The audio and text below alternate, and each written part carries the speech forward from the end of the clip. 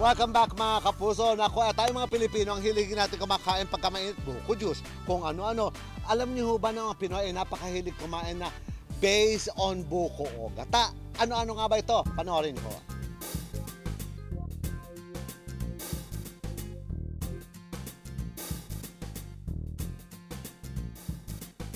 O diba, simula sa palamig, sa merienda at sa ulam, nako talaga naman itong gata o buko talagang nandyan pa rin at hindi nawawala.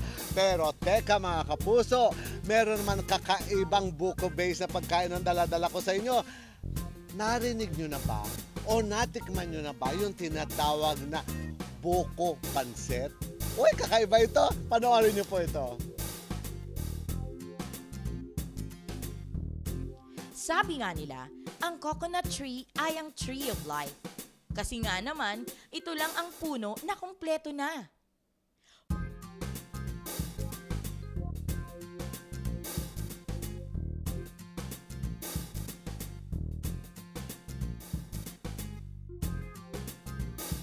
Umpisahan natin sa ulam. Ang ubod sa lumpiang ubod ay galing sa stem ng coconut tree. Sa dessert naman, pwede ang buko sa salad at panulak kung nauuhaw ka na.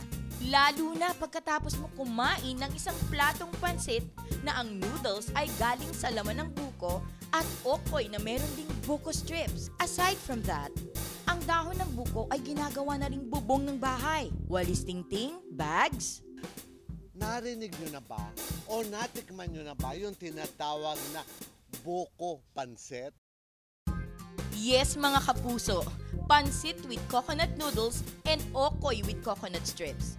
Dalawa lang yan sa specialties ng bagong restaurant na kinahihiligan ng mga health buffs ngayon. So pagka sinabing Coconut House, isa ang pansit buko sa mga best seller natin. Ito talaga yung pinupuntahan ng iba't ibang mga kababayan nating Pinoy. At kasama rin dyan yung Coco Okoy. Maraming benefits ang pagkain natin ng coconut. Number one na dyan, ang coconut kasi is rich in fiber. Kaya nakakatulong ito sa ating digestion.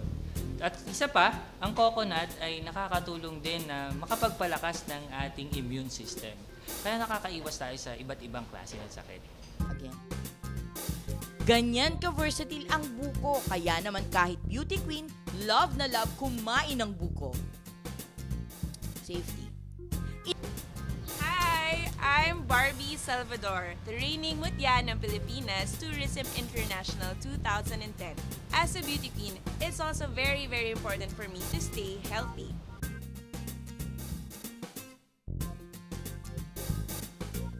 Ano nga ba ang mga dapat natin kainin so we can stay as slim and as healthy as Barbie Salvador? Maybe wala dito sa baba ang hinahanap natin. Why don't we try looking up? So, why is it important as a beauty queen to stay healthy and slim? Of course, I have a lot of tasks, that's why I need energy and I have to look great all the time. That's why I ensure I get enough sleep, drink lots of water, and eat healthy and proper foods. Kaya nga, yung favorite ko ay coconut. And someone is going to teach me today how to make the pansit buko. Tara! So now, kasama natin si Chef Jervin at tuturuan niya tayo how to cook the pansit buko. Ano po bang kailangan natin dito? Kailangan po natin ng onion, beans, carrot, repolyo, especially the buko strips. Buko strips. Wow, parang hirap naman gawin ito. May klase po bang buko for this kind? Malakanin po ang kailangan pong buko. Malakanin. Para malambot siya ng malambot siya. Gagamitin natin malakanin na buko para mas malambot. Okay, ilang minuto po ba natin gagawin ito? Mga sandali lang po sa luto, mga 2 to 3 minutes lang po. Wow, ang bilis. Pwedeng gawin sa bahay. So, ano pong first step natin? Excited. Mantika. And then, Onion. put onion. Under medium fire. Medium fire lang. Hindi masyadong malakas pa. Nag-isa na siya. Lagyan natin ang Carrot. then beans. And beans.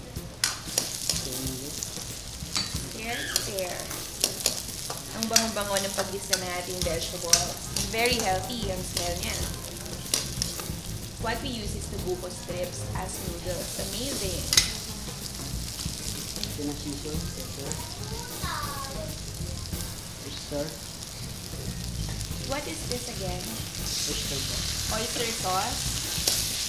Then, oil. Parang last na yung repolyo, no? Ang fast niya. Sesame oil. And this is Sesame oil. sesame oil. Perfect. Wow, what they can do pala is they can prepare the ingredients beforehand and then luto na lang ng luto. 2 to 3 minutes lang. That's it. That's it. Our very fresh and very healthy buko pansit. Can't wait to taste it. Gusto nyo?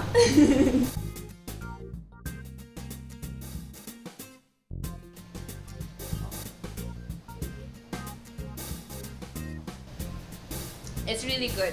It's really good kasi it's very healthy. Malalasahan mo it's buko, but it's still pansit.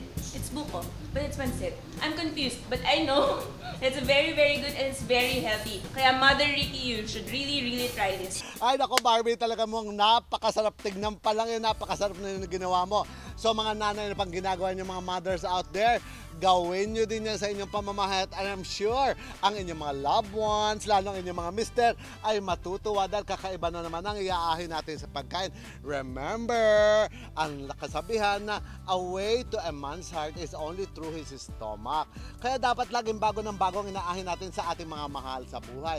Pero mga nanay, eto naman ang healthy food na dala-dala ko sa inyo na I'm sure magugustuhan nyo. Yan ay sa pagbabalik ng Life and Style with yours truly, Ricky Reyes.